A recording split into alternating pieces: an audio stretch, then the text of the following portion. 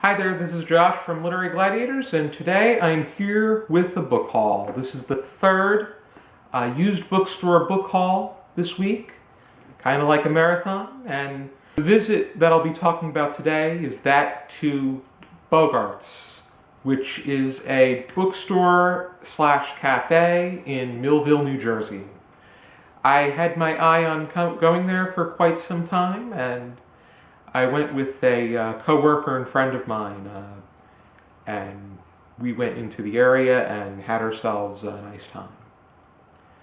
I got some books there, and we'll begin with the Jon Farriss collection I got.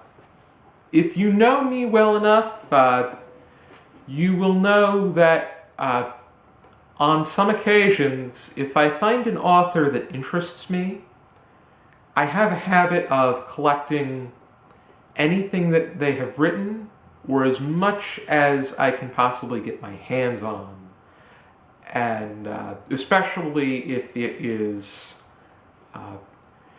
not too costly. In this case, these were 50% off, so I told myself, why not just start a collection? And I heard some interesting things about Jon Farriss and how impactful he is and underrated in the horror genre. I got Nightfall, Sharp Practice, The Uninvited, Fiends, Shatter, and When Michael Calls. Instead of summarizing them, I'm going to leave links to Goodreads pages for each of these books so that you get a general idea. But I do want to talk a little bit more about Requiem, which was written by Clifford More. This is his only work that I could find. It's a work of horror fiction, and it has to do with this boy who has a mental deformity of some sort, and he develops some kind of supernatural being that invades his mind, and it turns him into some kind of prodigy. Especially in the realm of music. He becomes an acclaimed a violinist, and it's just so creepy. The doctors are even questioning, how could this possibly be? Someone who could barely function turn into such a genuine mastermind in a particular area. So I'm really gonna keep my eye on this one, and I'll let you know what I think.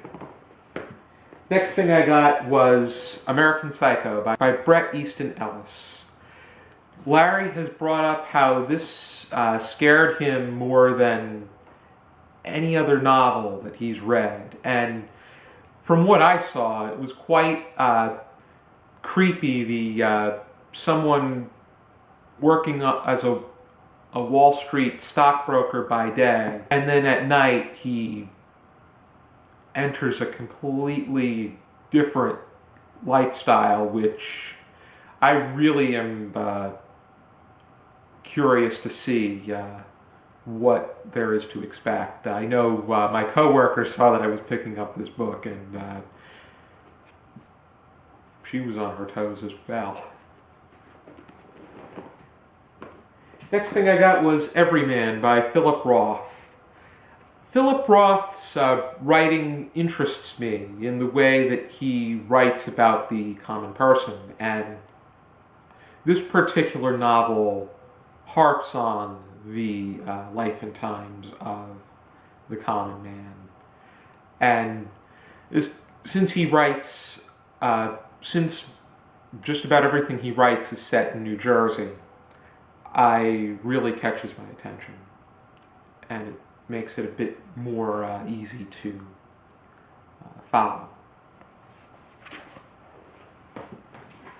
Next thing I got was Franz Kafka by Eric Heller and edited by Frank Kermode. And this is a pretty psychological exploration of Kafka and his works. I picked up a work of this nature at Second Time Books, and it's quite something that they have a nice amount of critical analysis or historical background on Franz Kafka, because he was so innovative in absurdism that he really deserves that critical attention. And the last thing I got was Russian Literature Since the Revolution, which explores plenty of figures in Russian literature, from Anna Akhmatova to Alexander Solzhenitsyn. And really, it comes off as being a bit more like something you would read for a college class, but I think that it should be intriguing to check out nevertheless. Here is everything I got.